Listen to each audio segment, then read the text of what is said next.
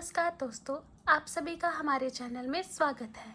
पिछली वीडियो में हमने सेल के आउटर स्ट्रक्चर को एनसीईआरटी से कवर किया था। तो आज के इस वीडियो में हम सेल के इंटरनल स्ट्रक्चर को डिस्कस करेंगे। पहले हम सिंपल नोट से स्टार्ट करते हैं, फिर एनसीईआरटी से डिस्कस करेंगे। तो चलिए स्टार्ट करते हैं। The cell interior coordinated working system. Cell के अंदर जितने भी ऑर्गेनेल्स प्रेजेंट हैं, अगर वो कोऑर्डिनेट करके काम करें तो एक वर्किंग सिस्टम बना देंगी। इसे समझने के लिए हम एक सेल ले लेते हैं। अगर मैं इस सेल को बीच में से काट दूं दो इक्वल हाफ में, तो हमें कुछ ऐसा स्ट्रक्चर मिलेगा। इसे एग्जामिन करने के लिए सेल के इंटरनल स्ट्रक्चर को मैं इसका एक हाफ ले लेती हूँ। इस एक हाफ के अगर मैं यहाँ पे फोकस करूँ तो ये स्ट्रक्चर कुछ मुझे ऐसा दिखेगा। ठीक है, तो इसे देखकर ऐसा लग रहा है जैसे एक जेली लाइक मटेरियल में कई सारे छोटे छोटे ऑर्गन्स स्विम कर रहे हों। ये छोटे छोटे ऑर्गन्स जो स्विम कर रहे हैं, इसे हम ऑर्गेनेल्स कहते हैं। जो ये येली लाइक मटेरियल है, इसको हम साइटोप्लाज्म कहते हैं। ये येली लाइक मटेरियल सेल के लिए बहुत मेन रोल का एक्ट कर रहा है। तो अगर हम देखें साइटोप्लाज्म को ब्रेक कर साइटो मीनिंग सेल और प्लाज्म मीनिंग फ्लूइड, वो फ्लूइड जो सेल के अंदर प्रेजेंट है। ये जो फ्लूइड होता है ये सेमी फ्लूइड और जेली लाइक मटेरियल होता है। इसका काम होता है प्रोटेक्ट करना इंटरनल पार्ट्स को। जितने भी ऑर्गेनेल्स और पार्ट्स इस सेल के अंदर प्रेजेंट है, सबको ये जो सेमी फ्लूइड है, सेमी येली फ्लूइड लाइक मटेरियल है, ये इन सारी ऑर्गेनेल्स को प्रोटेक्ट करता है और ये सेल की शेप को मेंटेन करके रखता है। जैसे ये रहा सेल और इसमें सभी में फ्लूइड ऐसे फिल हुआ है और ये इसका सेल का सेंटर पॉइंट है। अगर हम देखें कि ये सेल की शेप कैसे मेंटेन कर रहा है, ये सारी ऑर्गेनेल्स को उनकी पोजीशन पे रखता है ताकि एक दूसरे से क्रैश ना हो जाए। जैसे हमारी बॉडी को स्ट्रक्चर देने के लिए स्केलेटन है, वैसे ही साइटोप्लाज्म में भी कुछ ऐसे ही फाइबर्स लाइक स्ट्रक्चर हैं। जैसे सेल को सपोर्ट देने के लिए हमें साइटोस्केलेटन इसे कह सकते हैं। जैसे ये देखिए, आप देख सकते हैं ये रहा हमारा साइटोप्लाज्म और इसमें ये रहे हैं फाइबर्स जिसे हम साइटोस्केलेटन कहते हैं। इनका अरेंजमेंट कुछ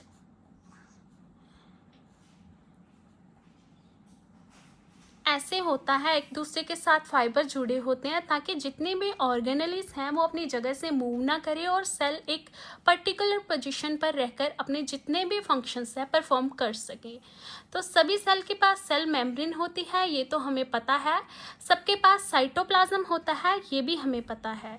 तो इस सेल के पास साइटोस्केलेटन भी है जो इस साइटोप्लाज्म है। तो इसके पास नंबर ऑफ ऑर्गेनेल्स भी होती हैं, जिन ऑर्गेनेल्स को हम देख लेते हैं। हमने अभी बोला कि अगर इसके पास सेल मेम्ब्रेन है और साइटोप्लाज्म है, सेल मेम्ब्रेन भी हर सेल के पास होगी और साइटोप्लाज्म भी हर सेल के पास होगा।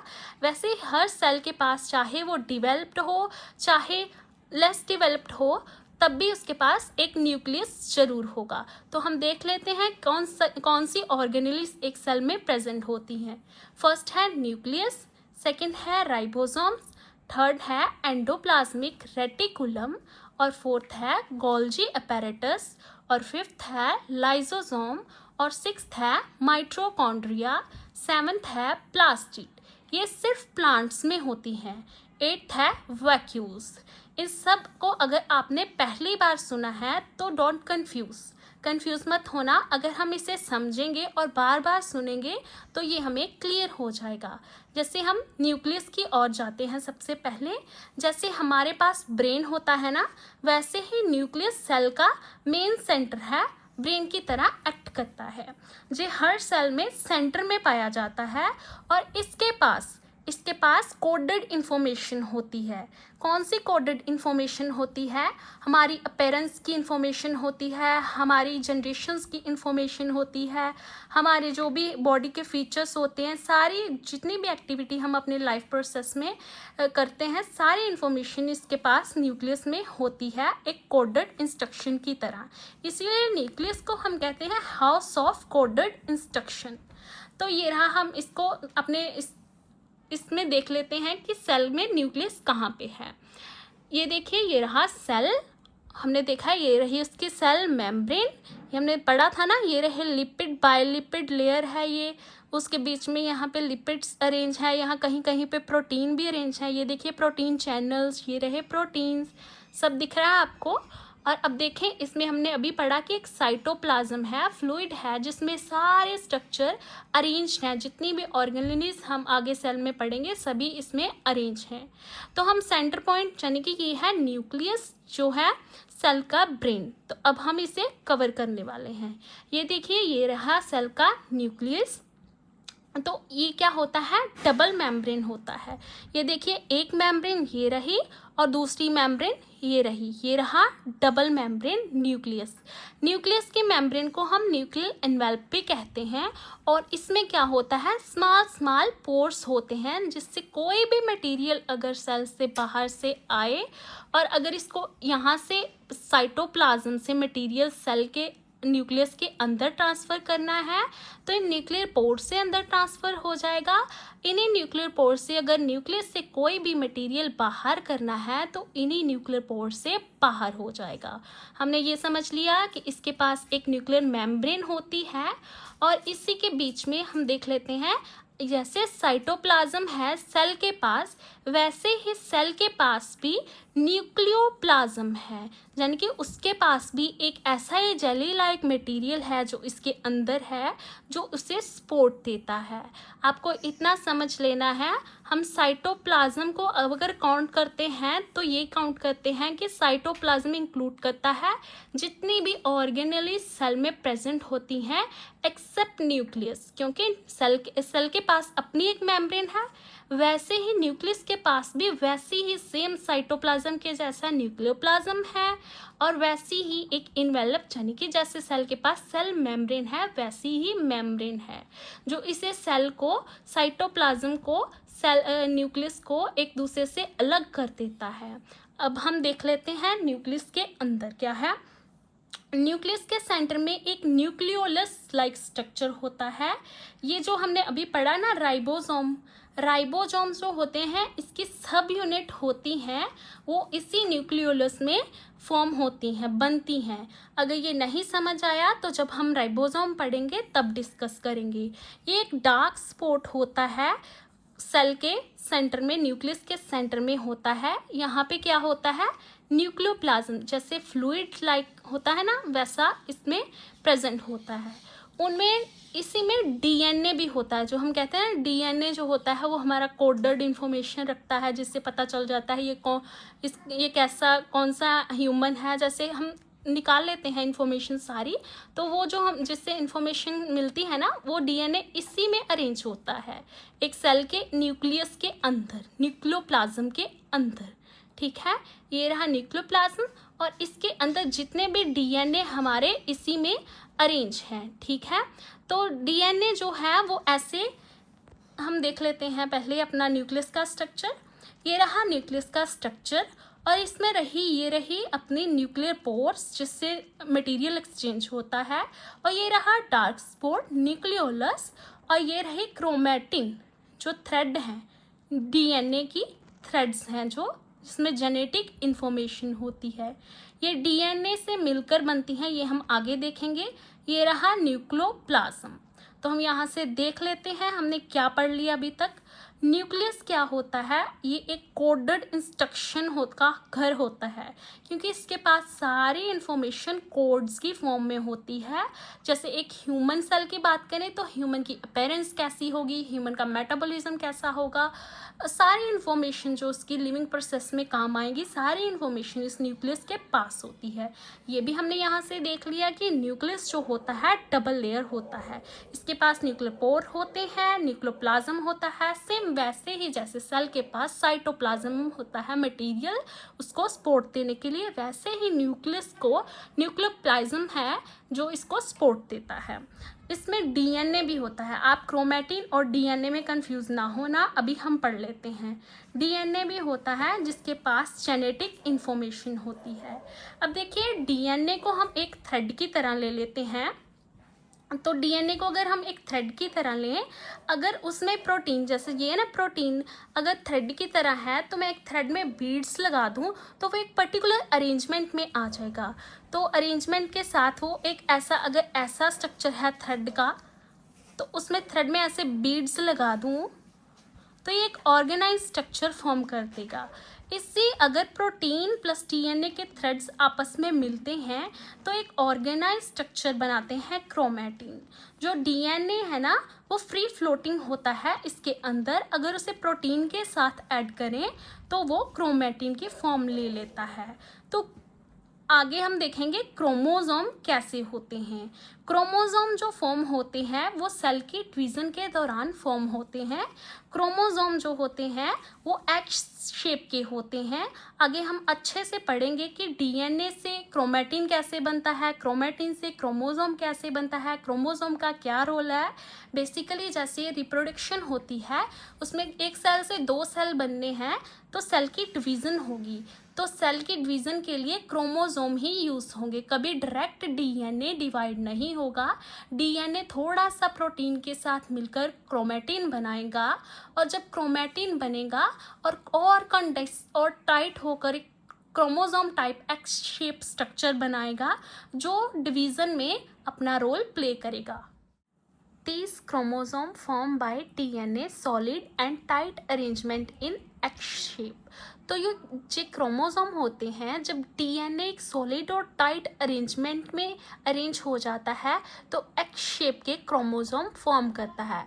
तो देख लेते हैं, ये रहा डीएनए, ऐसे coiled structure, double helix structure होता है डीएनए का, ऐसा स्ट्रक्चर है डीएनए का।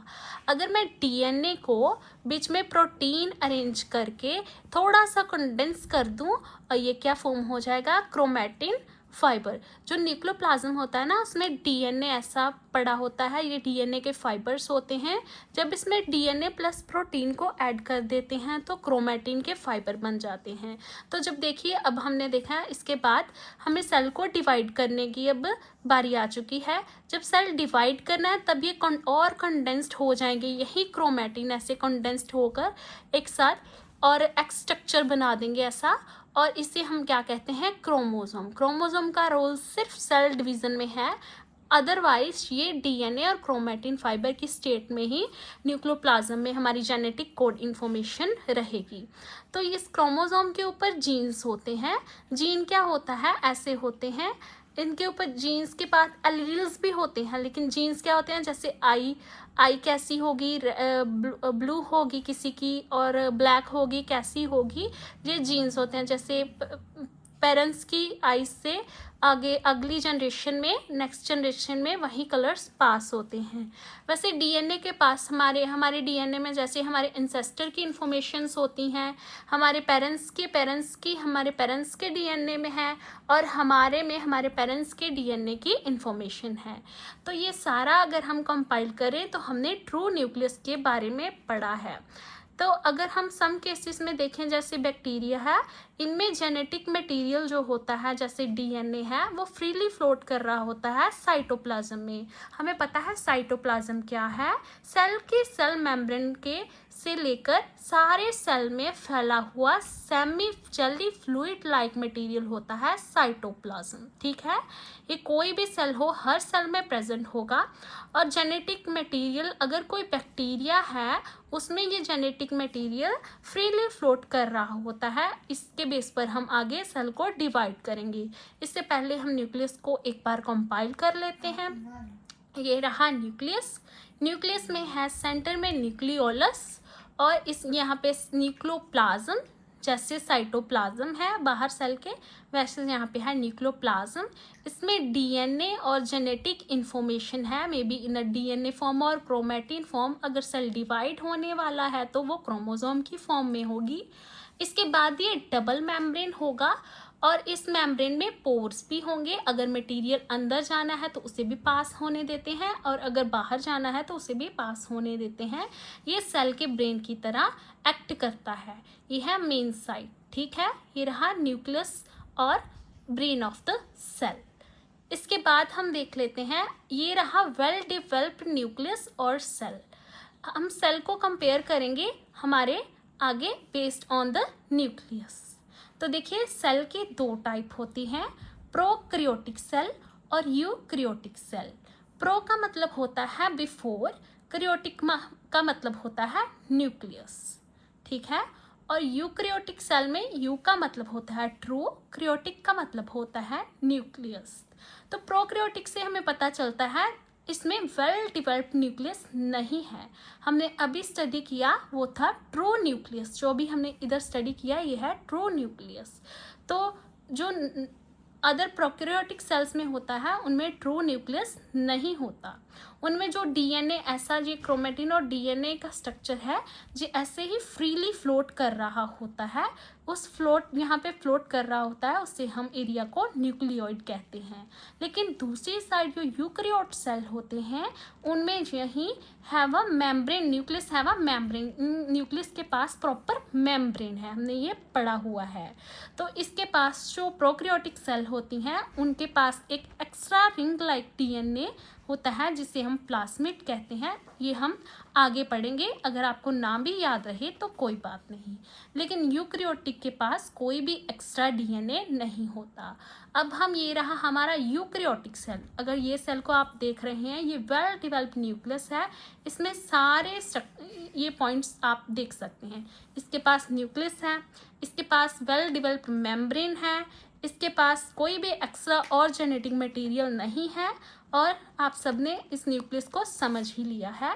तो ये रहा हमारा यूकैरियोटिक सेल। ह्यूमन सेल जो होता है वो यूकैरियोटिक सेल होता है। अभी नेक्स्ट हम कंपेयर करेंगे यूकैरियोटिक और प्रोकैरियोटिक सेल को इमेजेस से। तो चलिए स्टार्ट करते हैं। ये रहा यूकैरियोटिक सेल और ये रहा प्रोकैरियोटिक सेल। आप सामने से डिफरेंस देख सकते हैं। Eukaryotic cell well developed cell है और प्रोकैरियोटिक सेल, प्रो मतलब कोई ऐसा लग रहा है कोई पुराना सा सेल है। तो ये रहा प्रो का मतलब होता है बिफोर, कैरियोटिक का मतलब होता है न्यूक्लियस। तो ये दिख रहा है ना कि इसमें कोई भी न्यूक्लियस नहीं है, न्यूक्लियस के आसपास कोई भी मेम्ब्रेन नहीं है, कोई डबल मेम्ब्रेन नहीं है, कोई इसमें न्यूक्लियोलस नहीं है, कोई न्यूक्लियोप्लाज्म नहीं है इसका अलग। ये बस ऐसे ही कोई जेनेटिक इन्फॉर्मेशन और डीएनए फ्री फ्लोट कर रहा है किसमें, ये रहा साइटोप्लाज्म। ये देख सकते हैं आप, ये रहा साइटोप्लाज्म और ये रहा न्यूक्लियोइड। यहाँ पे जहाँ पे जेनेटिक मटेरियल होता है प्रोकैरियोटिक सेल में, यहाँ जिस एरिया में प्रेजेंट होता है उसे हम कहते हैं न्यूक्लियोइड। इसमें जो जेनेटिक मटेरियल होता है वो फ्री फ्लोट कर रहा होता है साइटोप्लाज्म में। इस सेल में कोई भी ट्रू न्यूक्लियस नहीं होता। उधर ही हम कंपैरिजन कर लें, ये रहा हमारा eukaryotic cell, true nucleus cell. ये देखिए कितना वेल ऑर्गेनाइज्ड है, न्यूक्लियस है, न्यूक्लियस के आसपास दो मेम्ब्रेन्स भी हैं, न्यूक्लियोलस है, न्यूक्लियोप्लाज्म है, उसमें डीएनए है, डीएनए के क्रोमैटिन बन जाते हैं, क्रोमैटिन से अगर डिवाइड होना है सेल को तो क्रोमोसोम बन जाते हैं। कितना वेल डिवेल्प्ड और वेल ऑर्गेनाइज स्ट्रक्चर है, इसीलिए इसे हम लेस डिवेल्प्ड बोलते हैं, इसे वेल डिवेल्प्ड बोलते हैं। इसमें अपना एक ही डीएनए, इसमें मे बी वन और मोर देन वन डीएनए हो सकते हैं टू डिवाइड, ठीक है। मुझे उम्मीद है आप इस स्ट्रक्चर से क्लियर हो गया होगा। अगर कोई भी डाउट आता है तो आप हमें बता सकते हैं। तो चलिए देख लेते हैं सबसे पहले हम यहाँ पे कि कौन कौन सी ऑर्गेनेलीज हमें पढ़नी है। उनमें से सबसे पहले ऑर्गेनेली है राइबोसोम।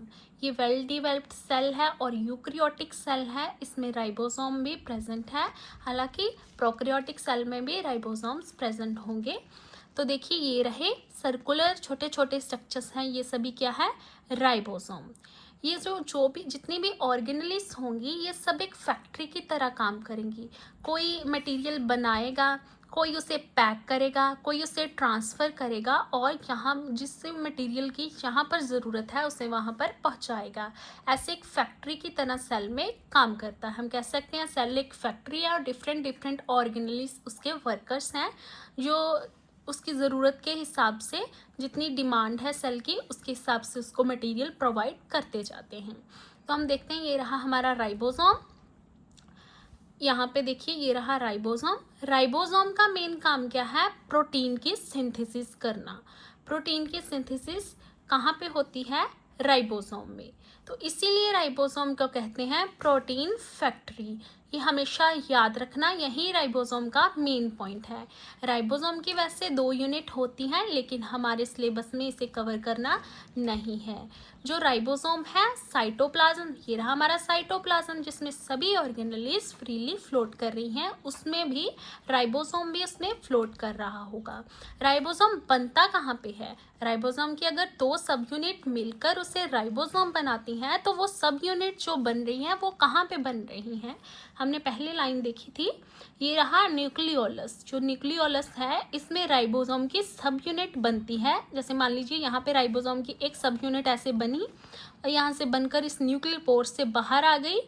बाहर आके यहाँ पे ये रही, ये देखिए सारे राइबोसोम ये देखिए यहाँ पे साइटोप्लाज्म में आ जाते हैं और एक सब यूनिट दूसरी सब यूनिट के साथ मिलकर 2 सब यूनिट्स कंबाइन होकर राइबोसोम का स्ट्रक्चर फॉर्म कर देती हैं साइटोप्लाज्म में। अगर नहीं समझाया हो तो लास्ट में हम फिर से रिपीट करेंगे। तो प्रोटीन सिंथेसिस की मेन साइट क्या है? राइबोसोम। इसमें हम नेक्स्ट ऑर्गेनेली पढ़ने वाले हैं एंडोप्लाज्मिक रेटिकुलम। ये रहा एंडोप्लाज्मिक रेटिकुलम, सारा जो न्यूक्लियस है ना उसके आसपास सारा ये लार्जेस्ट ऑर्गेनेली है। ये सारा न्यूक्लियस के आसपास क्या है? Endoplasmic reticulum. कुछ राइबोसोम, ये देखिए लगभग कुछ राइबोसोम जो है सारे एंडोप्लाज्मिक रेटिकुलम के ऊपर चिपके हुए हैं, ठीक है। और इन सब राइबोसोम्स को यहाँ से न्यूक्लियोलस से यहाँ से बाहर आ रहे हैं, ठीक है। और जो राइबोसोम है मेन साइट है प्रोटीन सिंथेसिस की। तो आगे बढ़ते हैं, एंडोप्लाज्मिक रेटिकुलम। हमने अभी समझा कि एंडोप्लाज्मिक रेटिकुलम क्या है? लार्जेस्ट ऑर्गेनेली है जो साइटोप्लाज्म में ऐसे करके फैली हुई है। ये ऐसी चीज़ें हैं जो आपको रिपीट पे सुननी पड़ेंगी, क्योंकि ये वर्ड आपके लिए नए हो सकते हैं, इसलिए बार बार इन्हें सुनिए और हो सकता है इसके साथ आपको फंक्शन के साथ इनके नाम भी याद हो जाएं। जो एंडोप्लाज्मिक रेटिकुलम है, लार्जेस्ट ऑर्गेनेली है जो साइटोप्लाज्म में पड़ी हुई है। ये एक फैक्ट्री की तरह काम करती है। ये कॉन्टिन्यूस, ये देखिए ये रही न्यूक्लियस मेम्ब्रेन है ना। न्यूक्लियस मेम्ब्रेन को हम कहते हैं न्यूक्लियर इन्वेलप भी बोल देते हैं, वैसे हम मेम्ब्रेन ही बोल रहे हैं आपके लिए। और इससे शुरू होती है ये एंडोप्लाज्मिक रेटिकुलम, यहाँ से शुरू होती है और साइटोप्लाज्म में वहाँ से लेकर फैली होती है। ये कॉन्टिन्यूसली न्यूक्लियस मेम्ब्रेन से बाहर को फैली होती है। यहाँ पे प्रोटीन्स और फैट की सिंथेसिस होती है। जो एंडोप्लाज्मिक रेटिकुलम है ना, वहाँ पे फैट्स और प्रोटीन बनते हैं, ठीक है। और एंडोप्लाज्मिक रेटिकुलम भी 2 तरह में डिवाइड हो जाता है, on the basis of presence of ribosome on it और नॉट। अगर किसी एंडोप्लाज्मिक रेटिकुलम की साइड पे राइबोसोम प्रेजेंट है तो उसे रफ कह देते हैं, अगर नहीं प्रेजेंट तो उसे स्मूथ कह देते हैं। अगर हम माइक्रोस्कोप के नीचे देखें तो जिस एंडोप्लाज्मिक रेटिकुलम के पास राइबोसोम्स प्रेजेंट हैं उसे हम कह देते हैं रफ एंडोप्लाज्मिक रेटिकुलम। और राइबोसोम को हमने देखा था क्या था उसका फंक्शन? प्रोटीन की सिंथेसिस करना। तो अगर रफ एंडोप्लाज्मिक रेटिकुलम, रफ मतलब राइबोसोम की प्रेजेंस है, तो अगर राइबोसोम प्रेजेंट है तो क्या होगा? प्रोटीन की सिंथेसिस होगी। दूसरी साइड हम देख लेते हैं, यहाँ पे हमें कहीं दिख नहीं रहा लेकिन इधर कहीं होगा, अंदर अंदर होता है। इसमें रफ स्मूथ साइड भी होती है, यहाँ पे प्रेजेंट नहीं होती राइबोसोम। यहाँ पे राइबोसोम नहीं प्रेजेंट, उसे हम कहते हैं स्मूथ एंडोप्लाज्मिक रेटिकुलम। स्मूथ से हमें पता चल रहा है सरफेस पे ऐसे दानेदार स्ट्रक्चर्स नहीं होंगे तो वो स्मूथ होगा। तो राइबोसोम वहाँ पे नहीं प्रेजेंट होगी। ये दाने क्या है? ये राइबोसोम की तरह एक्ट कर रहे हैं यहाँ पे दिखने के लिए, और ये स्मूथ दिखेगा। और सिंथेसिस किसकी करेगा? अगर स्मूथ है, फैट स्मूथ होती है ना, ऐसे आप याद रख सकते हैं, फैट क्या होती है? स्मूथ होती है। तो जो स्मूथ एंडोप्लाज्मिक रेटिकुलम है वो फैट को सिंथेसिस भी करता है और स्टोरेज भी करता है, और उसके साथ ही कुछ हार्मोन्स को सिंथेसिस भी करता है और स्टोर भी करता है। तो क्या हम कंपाइल कर सकते हैं राइबोसोम और एंडोप्लाज्मिक रेटिकुलम को? देखिए राइबोसोम क्या है? प्रोटीन की फैक्ट्री है, जो प्रोटीन को बनाती है। राइबोसोम साइटोप्लाज्म में भी होते हैं, राइबोसोम एंडोप्लाज्मिक रेटिकुलम के ऊपर भी होते हैं। जिस एंडोप्लाज्मिक रेटिकुलम के ऊपर राइबोसोम्स होते हैं उसे रफ एंडोप्लाज्मिक रेटिकुलम कहते हैं, जिस पे नहीं होते उसे स्मूथ एंडोप्लाज्मिक रेटिकुलम कहते हैं। राइबोसोम की यूनिट की सिंथेसिस कहाँ पे हो रही है? न्यूक्लियोलस में हो रही है। न्यूक्लियोलस से पास होकर बाहर आकर दो यूनिट आपस में कंबाइन कर कर राइबोसोम को बना देती हैं। और स्मूथ एंडोप्लाज्मिक रेटिकुलम भी होता है यहाँ पे, जिसमें राइबोसोम नहीं होते। वो क्या कर रही होती है? वो फैट्स और हॉर्मोन्स की सिंथेसिस भी कर रही होती है और स्टोर भी कर रही होती है। उधर ही जो रफ एंडोप्लाज्मिक रेटिकुलम है, राइबोसोम का काम है प्रोटीन की सिंथेसिस करना, तो यहाँ पे भी एंडोप्लाज्मिक रेटिकुलम के साथ राइबोसोम मिलकर प्रोटीन की ही सिंथेसिस कर रहा होता है। तो चलिए नेक्स्ट ऑर्गेनली देख लेते हैं, गोल्जी अपैरेटस। इस सेल में देखिए गोल्जी अपैरेटस कहाँ पे है? ये रहा गोल्जी अपैरेटस। इसको शिपिंग सेंटर कहते हैं। प्रोटीन बना, राइबोसोम ने बनाया और यहाँ पे गोल्जी अपैरेटस के पास ऐसे बनकर यहाँ से पास हुआ, ऐसे और ऐसे गोल्जी अपैरेटस के पास आ गया। और गोल्जी अपैरेटस के पास जो फ्लैट स्टैक्स लाइक स्ट्रक्चर हैं, ये देखिए फ्लैट स्ट्रक्चर्स हैं, और इनके पास स्ट्रक्चर्स के पास यहाँ पे सैक लाइक स्ट्रक्चर भी हैं साइड पे। ठीक है, इसका लिंक होता है एंडोप्लाज्मिक रेटिकुलम के साथ, अरेंज होती है ऐसे, जैसे जो एंडोप्लाज्मिक रेटिकुलम है ना, आगे उसके क्या होगी? गोल्जी अपैरेटस होगी। तो ये क्या करेगी? इससे मटेरियल लेगी, यानी कि प्रोटीन लेगी और लेकर इसे पैक कर देगी।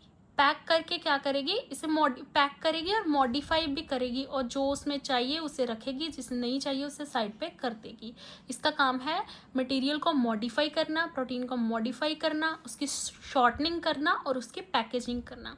पैकेजिंग किस फॉर्म में करती है? वेसिकल्स की फॉर्म में। ये वेसिकल्स बनाती हैं ऐसे सर्कुलर, ये देखिए गोल्जी अपैरेटस है और वेसिकल्स बना बनाकर बाहर को छोड़ रही है। ये देखिए, ये वेसिकल्स में क्या होता है?